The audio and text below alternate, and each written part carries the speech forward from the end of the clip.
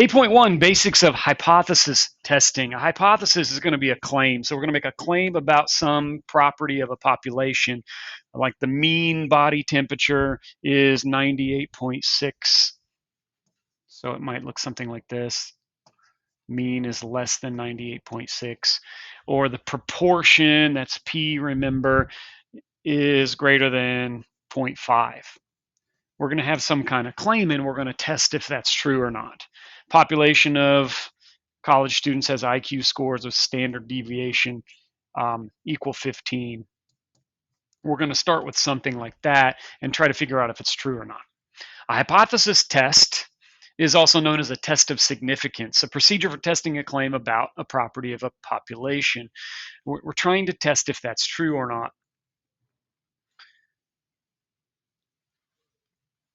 An example of a hypothesis test. Hypothesis: the proportion of consumers uncomfortable with drone delivery is greater than 0.5.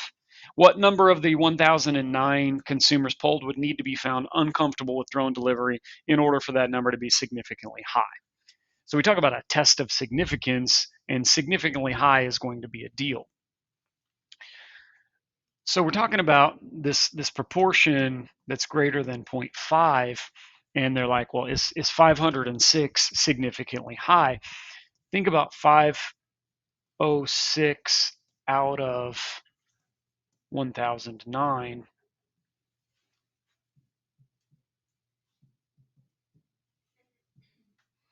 That's basically 0.5. And if you compare that to our 0.5, that's definitely not significantly high.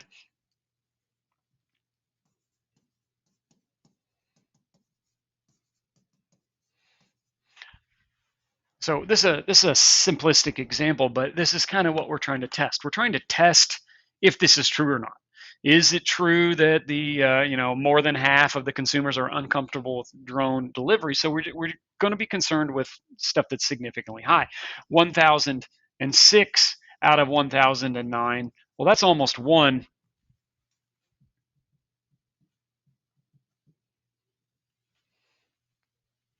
So yeah, that seems significantly high.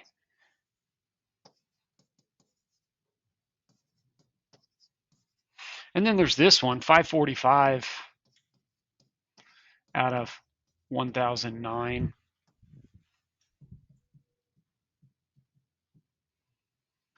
That's about 0.54, and you're like, well, is that significantly high? I don't know that I have enough information to answer that question. And so, like, the hypothesis test, the point of a hypothesis test is to answer questions like this, all right? We want to know if this is a high number or not. Now, this procedure for a hypothesis test is pages and pages long in my notes. So it's broken down into steps, and there's a lot here. It'll get easier, I think, the more you look at it. But here's the basic procedure for what we're going to do. Number one, identify the claim to be tested and express it in symbolic form. So it's going to look something like this. P is greater than 0.5. Now that's if we're talking about a proportion. We might be talking about the mean, so it'd be a mu, or standard deviation would be a sigma. So whatever we're talking about, that's the symbolic form. Give the symbolic form that must be true when the original is false. So if we start with this, you kind of give them the opposite statement of that. If it's not greater than 0.5, then we would be less than or equal 0.5. And then there's step 3. Identify the null and alternative hypotheses. The null hypothesis is given by H sub 0, subscript, H sub 0, a statement of no effect or no difference. What's going to happen is we're going to get a problem like, here's this medicine, and we want to know if this medicine actually works. And so the null hypothesis would be a statement that says, well, let's just say that the medicine doesn't have any effect at all. All right, a statement of no effect or no difference. A statement that the value of a population parameter, like proportion, mean, standard deviation, is equal to some claimed value. So keyword here is equal. We're going to need to have a statement like one of these up above, but a statement of equality. The alternative hypothesis is written either H sub 1, H sub A. I think this book likes H sub 1. It's a statement that the parameter has a value that somehow differs from the null hypothesis. And it's not going to use an equal sign, it's going to use one of those other ones. So for instance, P is greater than 0.5. This one might be P equals 0.5.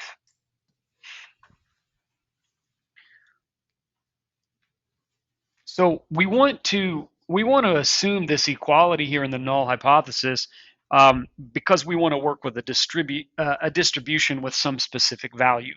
We've done normal distributions, we've done t distributions, we've done chi-square distributions. We're still doing the same thing. And I think this lesson in this chapter ties together a lot of things that we've talked about.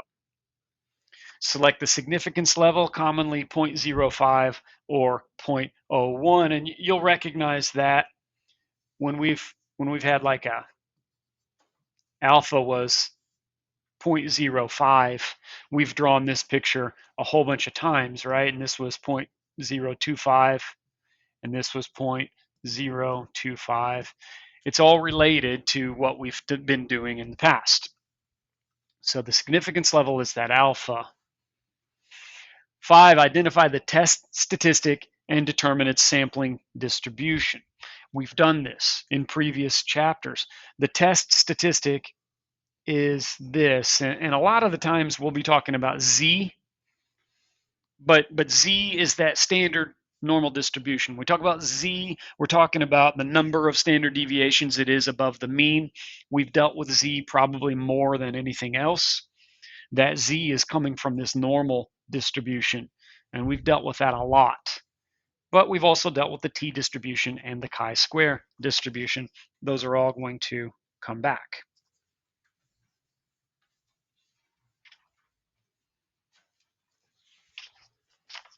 Continuing on, we've got step 6. Find the value of the test statistic, and then find either the p-value or critical value.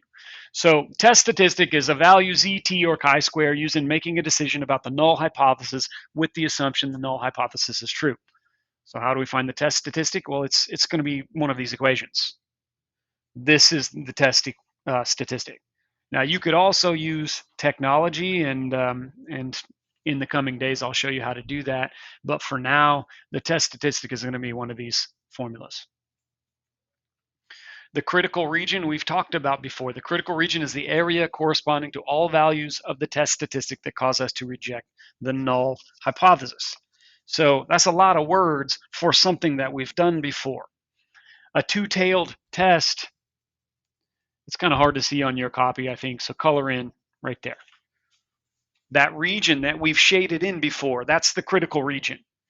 And a left-tailed test, there's only the critical region over here. And a right-tailed test, there's only the critical region over here. The critical region comes from the critical value. And we've found that, and I don't know if you remember finding that, but where was that? When we found that before, it was because we knew that number, and we did like an inverse normal of that probability or that area, 0 and 1. That was your critical value, and that only worked on the standard normal distribution. Notice it says normal right there. That only works for the normal distribution, but we've used that before to find that critical value. But we're also going to be talking about and concerned with this area. At some point, you're going to need to know, or you're going to have to figure out which kind of test it is. And you're going to know based off of this symbol. If you see that symbol specifically in your alternative hypothesis, it's a two-tailed test. If your H1 is less than is going to be over here. And if your H1, your alternative hypothesis, is greater than, then it should make sense. It's over here. You can tell based off that alternative hypothesis if it's going to be right-tailed, left-tailed, or two-tailed.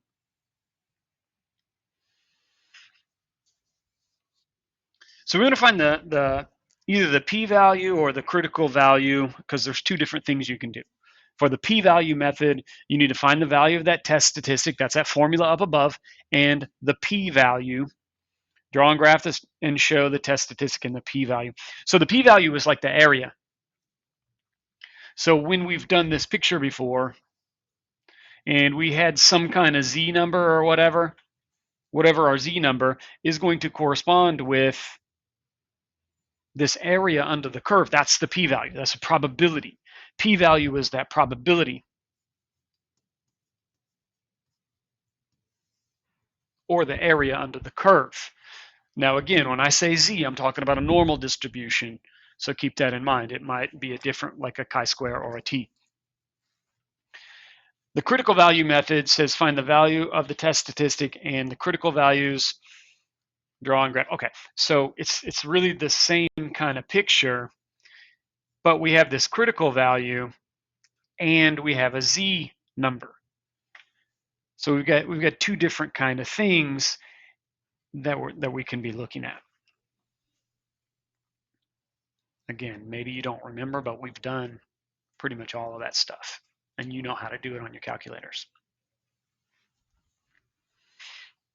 Now it breaks it down. Here's the p-value method. A p-value is the probability of getting a value of the test statistic that is at least as extreme as the test statistic obtained from the sample data, assuming that the null hypothesis is true.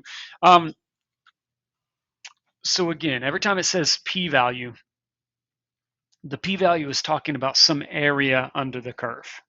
You've got some z number, some test statistic, it might be a chi-square number, and this area that goes along with that number.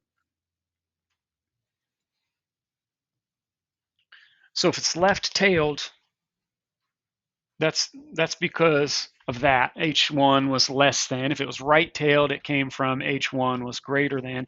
And if it was, well, two-tailed, it's because H1 is not equal. So you follow this little flow chart, and it says if it's a left-tailed test, then the p-value is talking about the area to the left of the test statistic. So, okay, that's fine. We know this. The p-value is that area under the curve in that left tail. If it's a right tail, okay, sure. That area is over there in that right tail. The two-tailed is a little bit more complicated, I suppose, because you have to figure out if the test statistic is to the right or to the left of the center. If it's to the left, there are two tails, remember. If it's to the left, then you look at the left tail and it says it's twice this area in that left tail. If it's to the right, then it's twice this area in the right tail.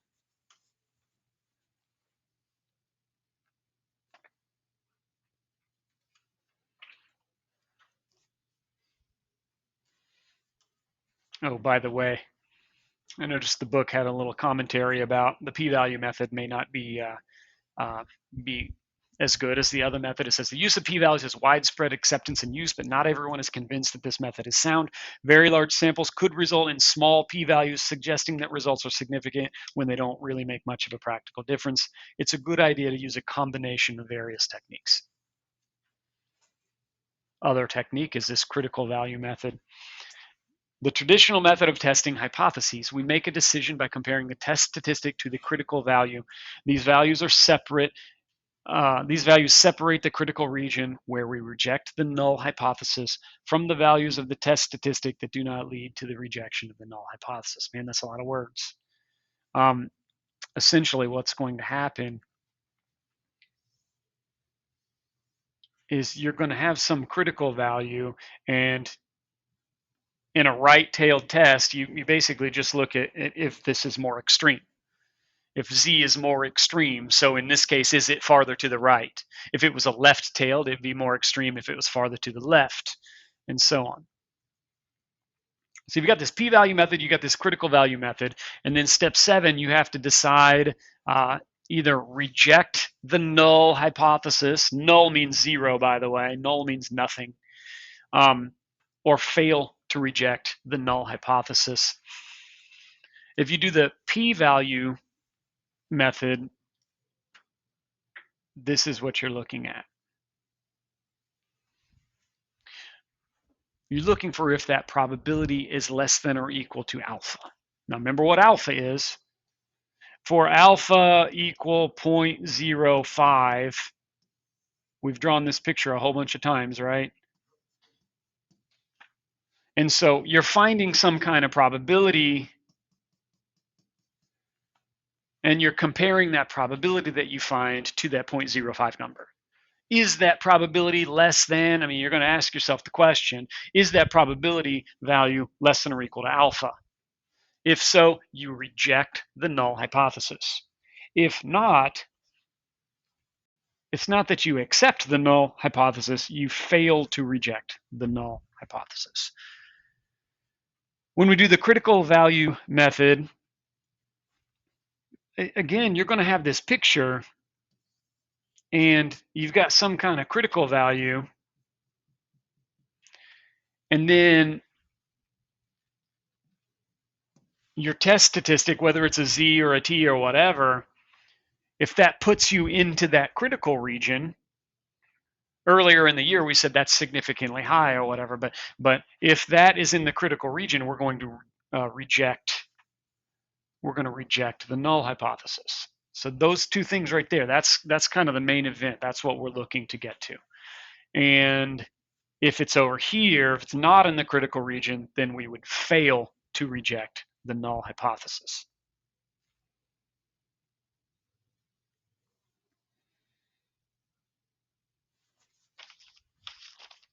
Then the last step, I think, step 8, says restate the decision using simple and non-technical terms. Put it back into the language of the problem. If we're talking about whether a medicine is effective or not, you know, some kind of treatment is effective, you want to put it back into that language, all right? So here are kind of 4 different things. If the original claim does not include equality and you reject the null, you'll say something like, there is sufficient evidence to support the claim that the medicine is effective, the treatment was effective, or something like that. If the original claim does not include equality and you fail to reject the null, there is not sufficient evidence to support the claim that. And so you've got these 4 things. Check those out.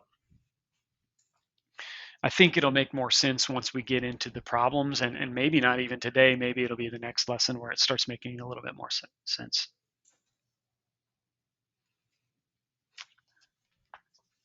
Make sure you use language like this. We fail to reject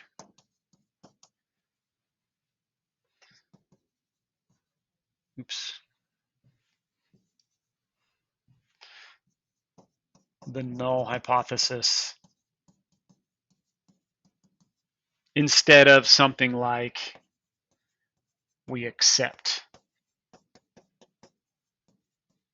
the null hypothesis. Statistics is full of these weasel words where we're not really allowed to come out and say maybe what we want to say. We can't say we accept it. We can't say that it's true or it works. We'd have to say something like we fail to reject the null hypothesis. Then there's this confidence interval that we've talked about before. I think it was last chapter we were coming up with confidence interval estimates for population mean, standard deviation, variance. A confidence interval estimate of a population parameter contains all the likely values of that parameter. Sorry, I shouldn't have said all. It contains the likely values of that parameter. We should reject a claim that the population parameter has a value that is not included in the confidence interval. In other words, if the confidence interval does not include the claimed parameter, then reject the claim. Then this box, this will make sense in the coming sections. Next section we'll talk about a proportion, and then after that mean, and then after that this one. But it says, is a confidence interval equivalent to the hypothesis test in the sense that they always lead to the same conclusion? Not for proportion, but yes for mean and standard deviation. And then we've got this table for confidence level, for our confidence interval. I believe we've seen this before. And again, I think this will make sense in later lessons. But we see those numbers, 0.01, 0.05. Those are the most common ones that I've seen.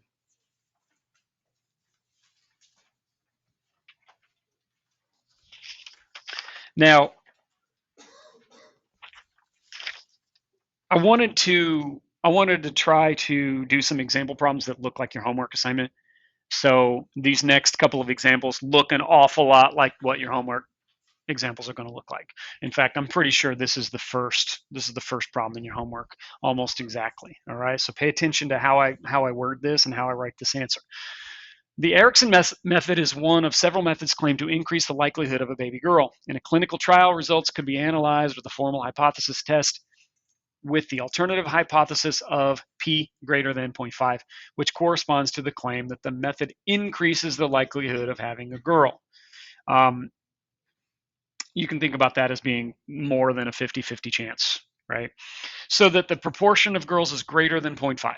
If you have an interest in establishing the success of the method, which of the following p-values would you prefer and why?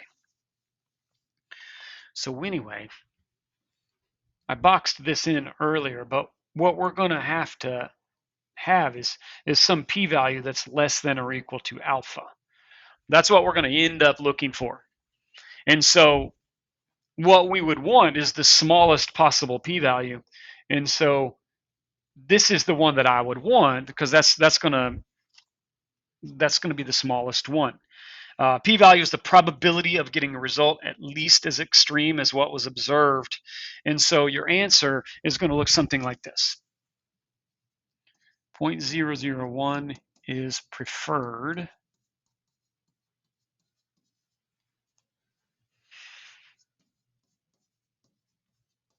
Because it is the strongest supporter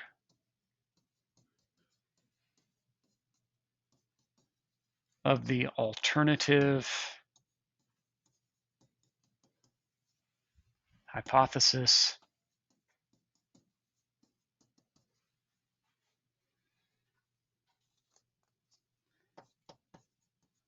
that the method is effective.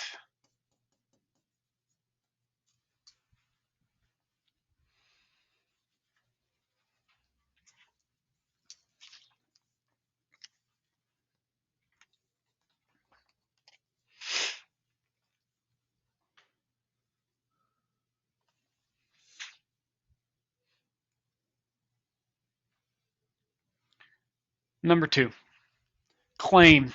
A majority of adults would erase all of their personal information online if they could. Okay, that's going to be the claim. That's what we're trying to test. We want to know if that's true. Do we think that's true or not? Do we have evidence for that?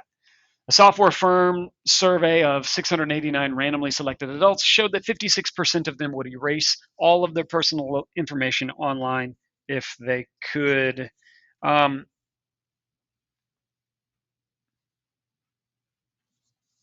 Oh, sorry, I was looking at the wrong one.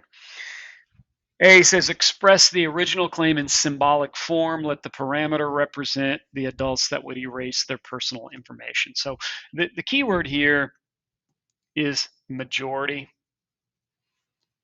We know a majority means more than half. And so something is going to be greater than 0.5. And so we're talking about the proportion of them. We're talking about the proportion. So use the letter P.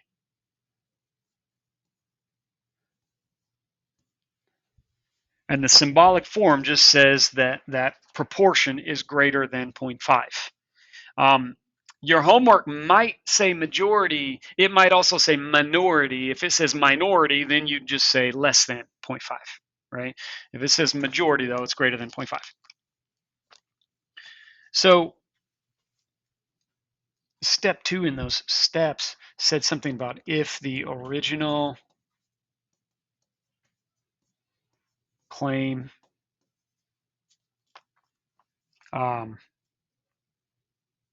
is false. So basically, what's the opposite of that?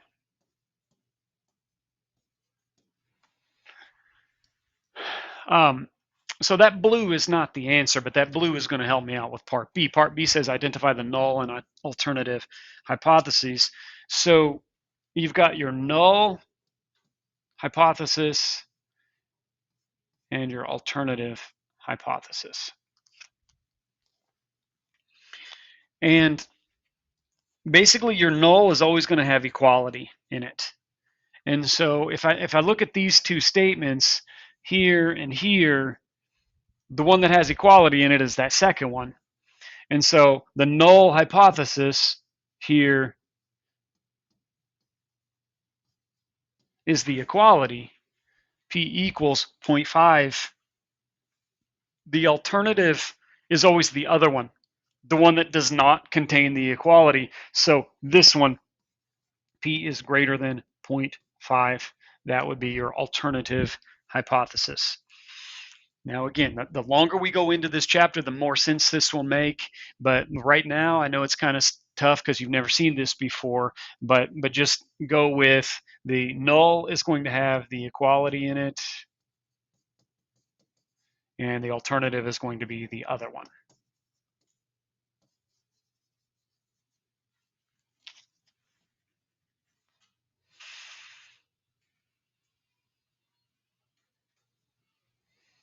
Number 3, finding the test statistic.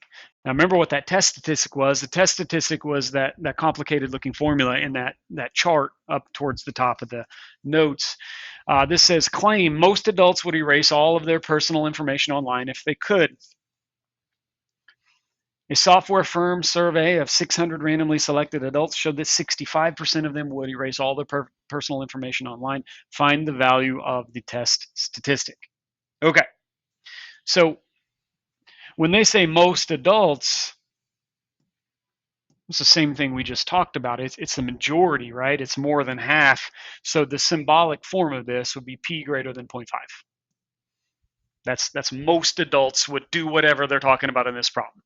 In this case, most adults would erase their personal information. All right. So what you have to do to identify the test statistic is you have to understand what we're talking about. And since we're talking about a proportion,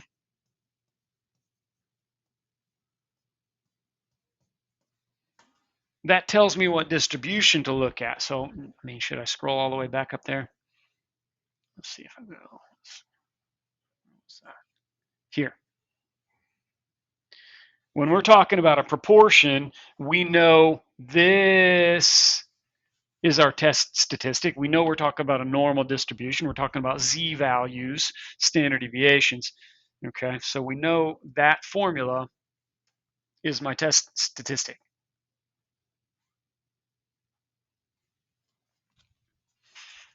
Z equals P hat minus P over square root PQ over N.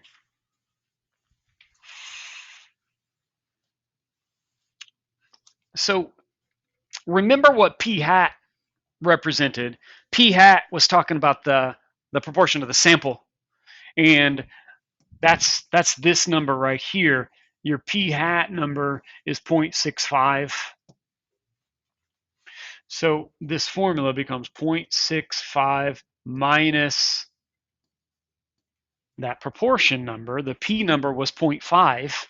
The P number that we're concerned with in this is 0.5 over the square root. Now it's a little bit confusing because P is not talking about proportion. P is talking about that probability, and the probability is 0.5. And Q is like the opposite probability. I could have said 1 minus P. It would be a little bit more instructive, I guess. If this was 0.6, it'd be 0.6 and 0.4, or 0.7 and 0.3. Those things always add up to 1. So if 0.5 do it, then 0.5 do not do it. That's how that works. Over N in this case is 600. N is 600.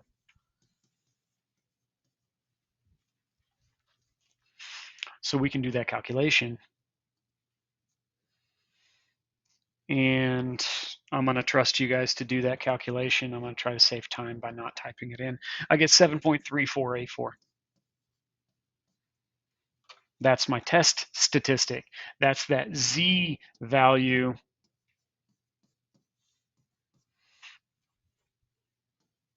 Remember, a test statistic might be Z, but it might be T, and it might be chi-square from what we've seen. And remember what Z is. Z is talking about standard deviations. That's the number of standard deviations above the mean, and we're trying to figure out if this is extreme or not. 7 standard deviations above the mean seems pretty extreme, but we don't have to make a decision yet. That just said find the value of the test statistic, so that was it. We're trying to get to where we can reject the null hypothesis or fail to reject the null hypothesis. This says if a test statistic of Z equal 2.16 is obtained when testing the claim that P is greater than 0.7, A, identify the hypothesis test as being two-tailed, left-tailed, or right-tailed. So part A. All you have to do is look right here. As soon as this says greater than, we know that's right-tailed.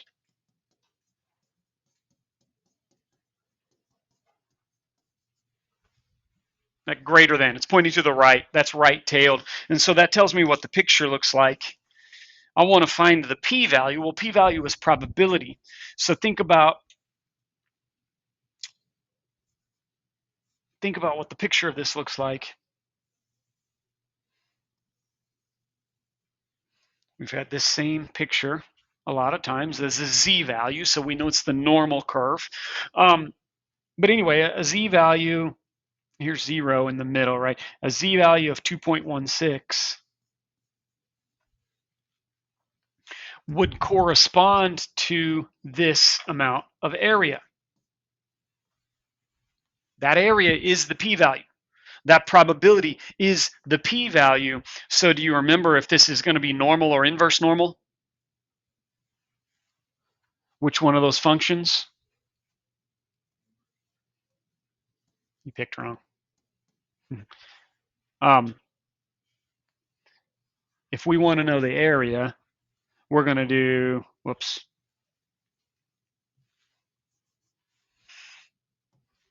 We're going to do a normal CDF from 2.16 to infinity. So on your calculator, you're probably going to pick something really big, right? Mean 0, standard deviation of 1. And that p-value, once you type that in, trust me on this, I get 0.0154.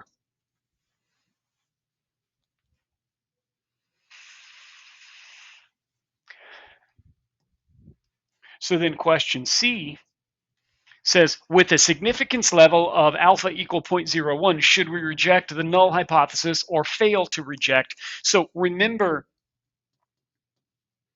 one of the main ideas is we're looking at whether the p-value is less than or equal to alpha. So we just found a p-value, 0.0154, and we're asking ourselves the question, is that less than or equal to 0.01? Well, it's not. And so what that tells me is I'm going to fail to reject the null hypothesis. Okay, and we don't know what the claim was. We don't have any context for this problem. We just know we're going to fail to reject that null hypothesis.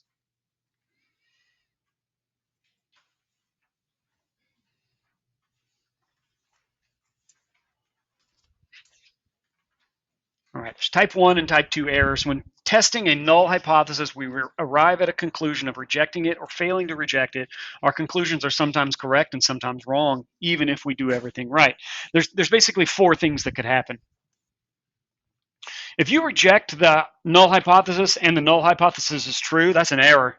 You made a mistake. Specifically, that's called a type 1 error.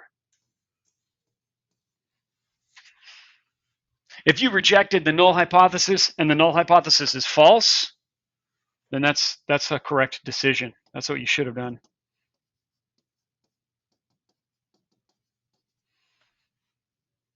If you fail to reject the null hypothesis, but the null hypothesis is true, that's a correct decision.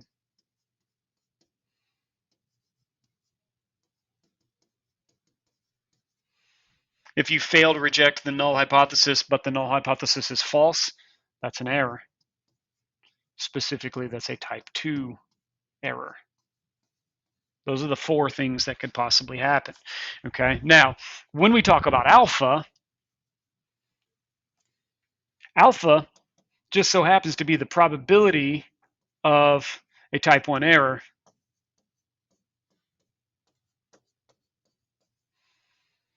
There's also going to be something called beta.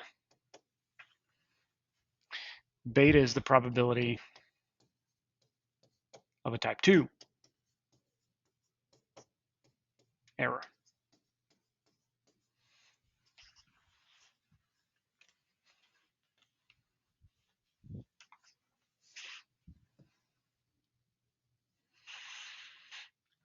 Number 5, consider the claim that a medical procedure designed to increase the likelihood of a baby girl is effective so that the probability of a baby girl is p greater than 0.5.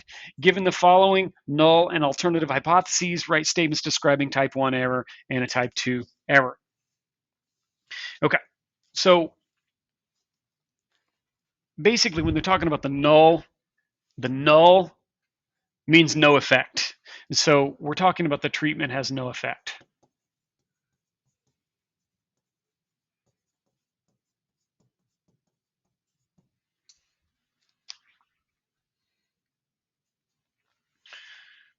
So your type 1 error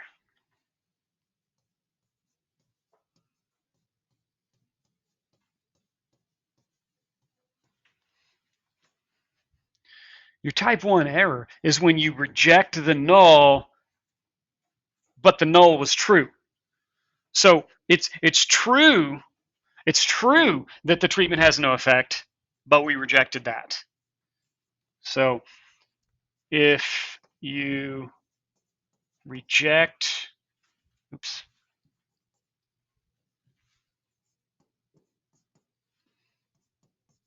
the claim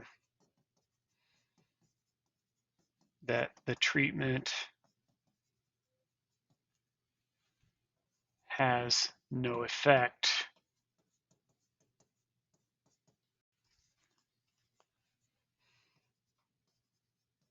when the treatment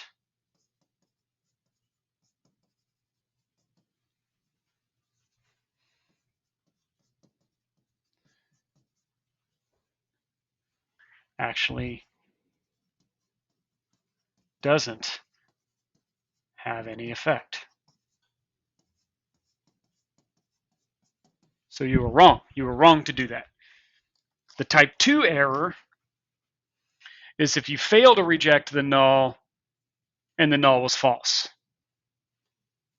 So your type 2, gotta write small,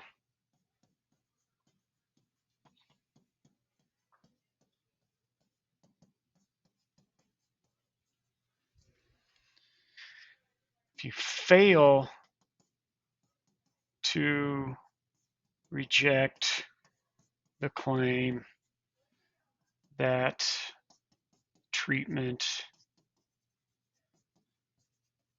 has no effect,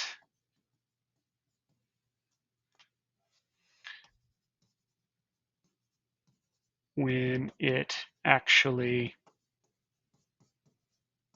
is effective.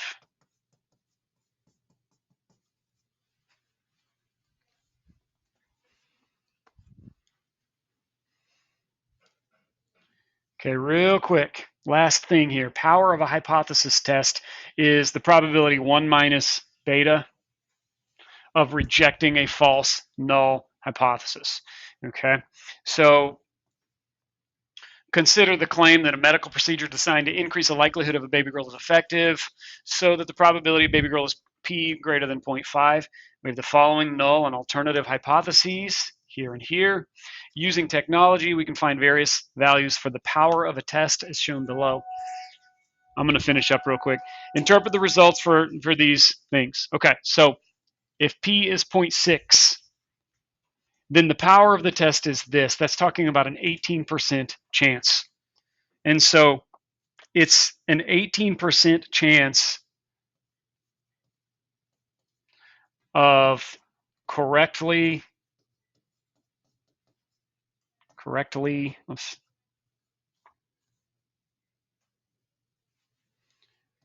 rejecting